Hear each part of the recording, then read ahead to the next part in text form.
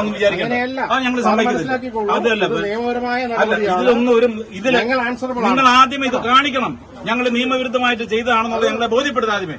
നിങ്ങളുടെ മെഷീൻ ഉണ്ടോ ഇവിടെ? ഇങ്ങനെ ബോധ്യപ്പെടാത്തത് എന്താണ്? നിങ്ങൾ പറഞ്ഞാണോ?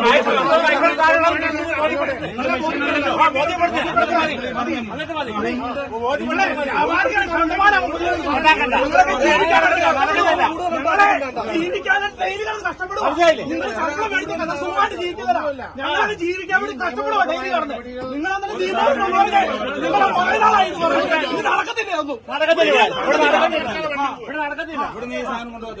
നിങ്ങൾ കൊണ്ടുപോകത്തില്ല. ഇതെങ്ങനെ കൊള്ളയടിച്ചു?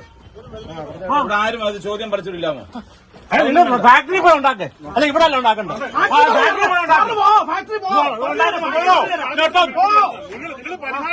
ഫാക്ടറി പോയി ഉണ്ടാക്കേ.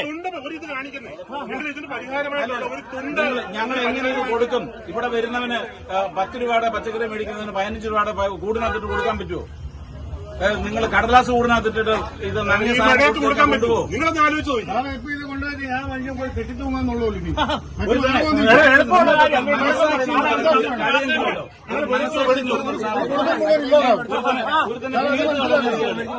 ഇങ്ങനെ ഒരുപാട് സാധനം ഒരുത്തൻ ജീവിക്കണ്ടേ? നിങ്ങൾ രക്തം വിയർക്കുന്ന കാശ് മേടിച്ചിട്ടാണ് നിങ്ങൾക്ക് ജീവിക്കണമെന്ന് വേണം. നമ്മളെല്ലാം നിങ്ങൾ ഇങ്ങനത്തെ നിയമം ഉണ്ടാക്കരുത്. നിങ്ങൾ ആദ്യം ഓടയൊന്ന് പഠിച്ചിട്ടുണ്ടോ? നിങ്ങൾ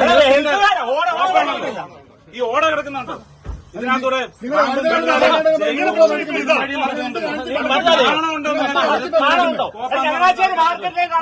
ഓടയെല്ലാം നിറഞ്ഞു കിടക്കുക.